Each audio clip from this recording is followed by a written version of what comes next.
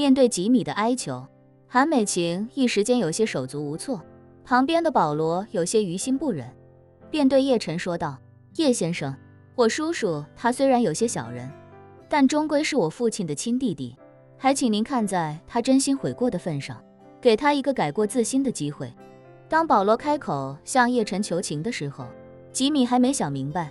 心中暗想：保罗啊保罗，我的好侄子，你要是真心替我求情，就去求求您这个继父啊，毕竟他跟罗斯柴尔德的大少爷是朋友关系，你放着他不求，去求旁边这个年轻人有什么用呢？叶晨这时候好奇地问保罗，他想抢你父亲和你母亲留给你的产业，你还要替他求情？保罗尴尬地笑了笑，说道：我叔叔什么人我很清楚，他之所以跑了这么远从美国过来耍无赖，就是因为他根本就没有合理合法的途径从我和妈妈这里抢走史密斯律师事务所的股份，否则的话，以他的性格早就在美国起诉我们了。今天他做的事情虽然确实有些下三滥，但本质上也只是黔驴技穷，抱着试一把的态度折腾一下而已。就算让他平安回到美国，他也没有其他的方式来索要股份。吉米没想到侄子早把自己的底牌看得一清二楚，羞愧难当地说道：保罗，你说的对，我就是心里不平衡，想趁着这个大喜的日子过来捣捣乱。只要诸位能够饶了我这一次，我以后绝对不会再来骚扰你们。说着，他抹了把眼泪，委屈无比地说道：而且我现在已经为我愚蠢的行为付出代价了，我做梦也没想到我的老板会故意挖坑，好拿我的把柄。如果他封杀我的话，我回去就彻底失业了，可能这辈子都无法从事律师相关的工作。就是为高抬贵手，别把我赶尽杀绝，我还有老婆孩子。韩美晴见他也确实承认了错误，而且也付出了很大的代价，便对叶晨说道：叶晨，要不就算了吧，辛苦你跟罗斯柴尔德先生说一下，给吉米留条后路。史蒂夫这时候生怕叶晨真给吉米留面子，赶紧说道：叶先生，卑鄙无耻的小人，咱就得赶紧杀绝，不然他回去之后睡一觉之后，好了伤疤忘了疼，明天还得来找麻烦。要我说，您就什么都不用管了，我来安排，保准您这辈子也不会再见到他。史蒂夫在金陵委屈这么多天，好不容易找到个出气筒，这要是出气只让出一半，心里肯定更加憋闷。吉米吓得脸色惨白，他不敢跟史蒂夫求情，但一想到刚才保罗和韩美晴都去向眼前这个看起来平平无奇的年轻男性求情，连史蒂夫·罗斯柴尔德也对他毕恭毕敬，便忽然意识到，原来叶晨才是这背后真正的关键所在。于是他看向叶晨，哭着说道：叶先生，您看我大嫂和我侄子都不跟我一般见识了，求您跟罗斯柴尔德先生求求情，我以后真的再也不来找麻烦了。我保证，要是我食言，您再把我送进监狱也不迟啊。叶晨看着他，微微一笑，道：你看，刚才罗斯柴尔德先生也说了，你也不一定非要去美国坐牢，华夏跟美国之间没有引渡协议，你完全可以在华夏生活吗？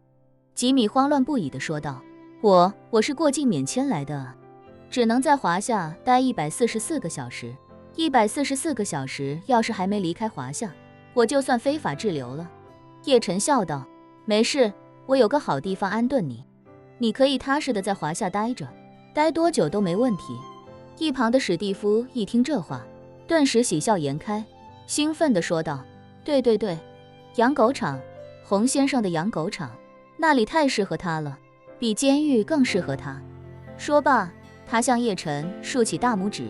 称赞道：叶先生，还得是您啊，这比送他进监狱还过瘾。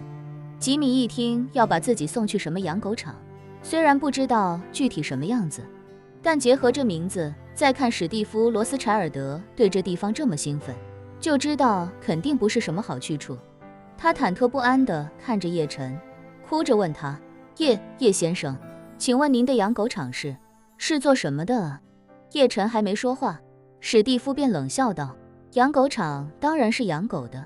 只是有真狗有假狗，你就属于假狗，人模狗样说的就是你。说着，史蒂夫又道：“洪先生的养狗场环境很好的，你可以得到一个你自己的笼子，还有一个日本男佣为你提供餐食服务。你到了那里就不用努力工作了，每天混吃等死就可以。”吉米吓得魂飞魄散，把自己关狗笼子里，这他妈比监狱还要残忍100倍不止啊！还有天理吗？还有人道吗？想到这，吉米哭着说道：“叶先生，我求求您了，我真的求求您了。您看我这年纪也大了，您把我关进养狗场，除了浪费您的地方，浪费您的粮食之外，没有任何用处。我死了还得浪费您的精力处理尸体，您就当我是条快死的老狗，发发慈悲把我放了吧。”叶晨还没说话，史蒂夫便抢先说道：“没事，叶先生，他在养狗场的一切开销我负责，我出双倍。另外，他要是死了，也不用费心处理尸体，直接剁碎了喂狗不就得了？到时候我给赞助一批全世界最好的斗犬种犬。”说到这里，史蒂夫摆摆手：“算了算了，我干脆给洪先生赞助1000万美元，再把他的养狗场好好升级一下。”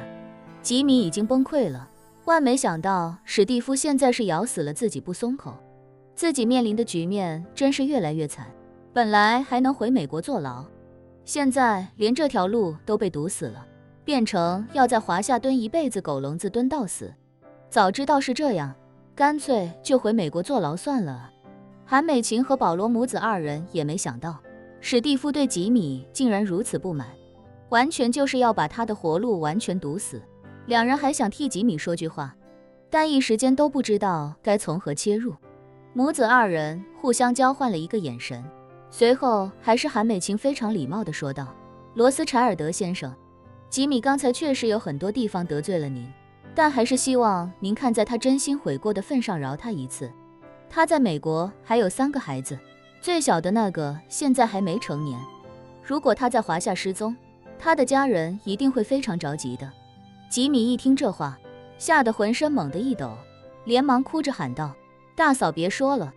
求您了，大嫂，千万别再说了。”吉米是看透了史蒂夫，这家伙现在就是要对自己彻底的围追堵截，绝不给自己留任何机会和希望。韩美琴提到自己的妻儿，她是真怕史蒂夫下一句话就是把自己的妻儿也送过来。韩美琴一下子有些没反应过来，怎么自己帮吉米求情，反而把他吓个半死。可紧接着，史蒂夫忽然一拍手掌，激动地说道：“对对对，就应该把他的妻儿也弄过来，让他们一家团聚。”说完，又赶紧改口：“不对，不能团聚，让他一家5口，1人1个笼子，每个笼子之间还要再隔一个空笼子，让他们每天隔着笼子见面说话，但谁也摸不到谁。我让他跟我装逼，这次非狠狠地治他。”吉米吓得完全瘫倒在地，韩美琴见此，赶紧让保罗把他搀扶起来，随后又非常气愤地说道：“罗斯柴尔德先生，您就算不接受他的忏悔，也不应该把他的妻儿牵扯进来。我们华夏有句古话，祸不及妻儿，您这么做，传出去是会给罗斯柴尔德家族脸上抹黑的。”史蒂夫不假思索地说道：“华夏的古话跟我一个美国人有什么关系？我就是要跟他过不去，别说他的妻儿，就算他家养的狗，我也要一起弄过来。”叶晨眼见史蒂夫咬牙切齿的模样，再不让他清醒一下，怕是他还真要这么干，于是便开口说道：“好了，史蒂夫，你是来参加婚礼的，不要搞得这么血腥吗？”史蒂夫一愣，随即看向叶晨，委屈不已地说道：“叶先生，他先跟我呲牙的，我可没招他啊。”叶晨点点头：“我知道，你看他也一把年纪了，留他在养狗场也没什么用处，与其让他在洪武那里混吃等死，还不如给他找点事情做，压榨一下他的剩余价值。”史蒂夫忙道：“那让他每天在养狗场喂狗，打扫狗屎也是可以的。”叶晨摆手道：“人家好歹是个经验丰富的律师，打扫狗屎有点大材小用了。我刚好要搞个公司，法务部门目前就韩阿姨一个光杆司令，不如就让她来我的新公司打10年义务工，10年期满表现不错就让她回去，这中间要是表现不好，再扭送养狗场不迟。史蒂夫恍然大悟，叶先生，您原来是这个意思啊。叶晨点点头，转而看向吉米，问他，史密斯先生，让你在华夏工作10年，管吃管住，不给工资，有兴趣吗？没兴趣的话，就当我没说。吉米一听这话，只觉得天都亮了，连忙疯狂点头道，有兴趣，我有兴趣。对他来说，最惨是去养狗场，其次是回国坐牢，能留在华夏工作，好赖还能混个基础的人身自由，这差的可不是一点半点，绝对是法外开恩了。韩美琴也没想到，叶晨竟然要让吉米留下来，在自己手底下工作。不过仔细想想，这倒也是个很好的解决方案。吉米虽然人事无耻了一点，但这也是美国大律师的基本素养，尤其是主做商业方向的律师，脸皮稍微薄一点，根本就混不下去。脸皮越厚，专业水平越高的，行业地位和影响力也就越大。吉米能够做到爱丽丝律师事务所的高级合伙人，就足以看出他在专业能力这方面肯定是没得说，而且自己已经退居幕后几年了，真要实操起来肯定有些生疏。吉米一直在一线岗位，实操能力绝对没有任何问题，而且这对吉米来说也确实是一件好事，无论怎样都要比去养狗场和监狱好得多。叶晨此刻特意问吉米，你说你有兴趣，是真心实意的吧？吉米不假思索地脱口道，是，绝对的真心实意。叶晨又问，10年不会反悔吧？不会，绝对不会。叶晨再问，别人问起你来，知道怎么说吧？知道，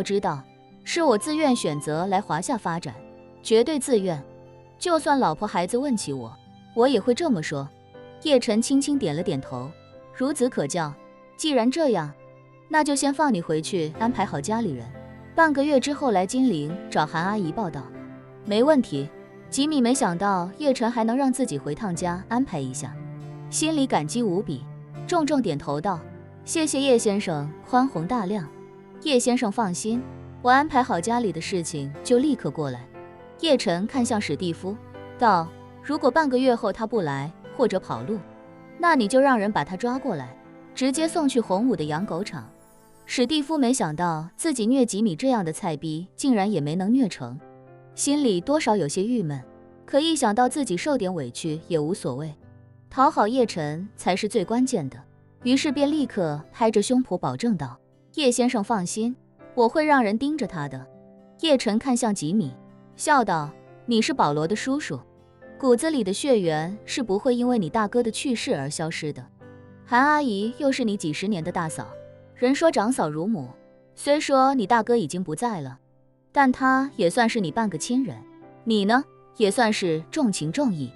专程跑来华夏参加韩阿姨的婚礼不说，还愿意在韩阿姨新事业的起步之初来华夏帮忙，这份感情确实让人感动。依我看，待会儿婚礼开始，你一定要上台说几句祝福语，也好让广大宾客看到你人性的光彩。吉米听了这话，心里自是有苦说不出，他知道叶晨什么意思，一方面算是给自己一个台阶下，另一方面也需要自己出面给这些宾客一个合理的解释，否则大家完全搞不懂这里究竟发生了什么。虽然这种事情挺丢脸的，但他此刻已经完全顾不得了，能从史蒂夫·罗斯柴尔德的魔爪里逃出升天，就已经是最大的幸事。在这件事面前，丢点面子又算得了什么？让自己脱了裤子从这里裸奔到金陵机场，自己也能豁得出去。